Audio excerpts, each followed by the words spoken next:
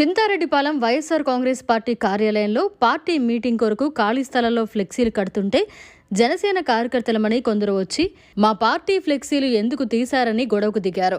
అయితే మున్సిపాలిటీ వారే ఎంతో కాలం నుండి ఆ ఫ్లెక్సీ ఉందని తీసేశారని, అటువంటి పనులు మేము చేయమని చెప్పినా వినలేదని మా నాయకుడు ఆనం విజయ్ కుమార్ రెడ్డి మమ్మల్ని సమన్వయం పాటించమని చెప్పడంతో మేము ఎటువంటి చర్యలకు పాల్పడలేదని వైసీపీ నాయకులు అన్నారు. వాస్తవ పరిస్థితి తెలుసుకోవాలని, మా మీద నిందలు వేయడం సరికాదని అన్నారు. సీసీ ఫుటేజ్ చూసిన మీకు నిజం తెలుస్తుందని, మా నాయకులు ఇటువంటి సంస్కారహీనమైన చర్యలకు దూరంగా ఉంటారన్నారు. జనసేన కార్యకర్తలు, నాయకులు వాస్తవాలు తెలుసుకుని మాట్లాడాలని కోరారు.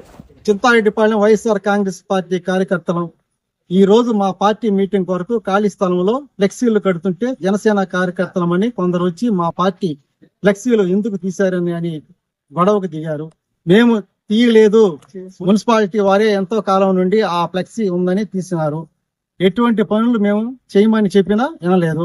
మా నాయకుడు ఆనం విజయ్ కుమార్ రెడ్డి మేము మమ్మల్ని సమన్వయం పాటించమని చెప్పినందున మేము ఎటువంటి చర్యలకు పాల్పడలేదు. వాస్తవ పరిస్థితి తెలుసుకోండి, మా మీద నిందలు వేయడం సరికాదు. సీసీ ఫుటేజ్ చూసినా మీకు నిజం తెలుస్తుంది. మా నాయకుడు ఇటువంటి సంస్కారహీనమైన చర్యలకు దూరంగా ఉంటాడు.